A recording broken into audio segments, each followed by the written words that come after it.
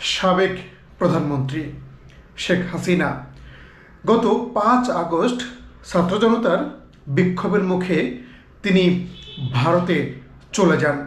তারপর থেকে তাকে নিয়ে অনেক আলোচনা হচ্ছে। মাঝে মাঝে কিছু কল রেকর্ড প্রকাশ পেলেও সেগুলো তারই কিনা তা নিয়ে সংশয় রয়েছে।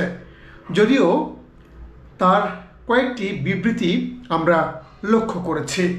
সম্প্রতি যুক্তরাষ্ট্রে এক জনসভায় মোবাইলের মাধ্যমে তিনি বক্তব্য রেখেছেন এবং শোনা যাচ্ছে আগামী সপ্তাহেই তিনি যুক্তরাজ্যে আওয়ামী লীগের আরেকটি জনসভায় বক্তব্য রাখবেন।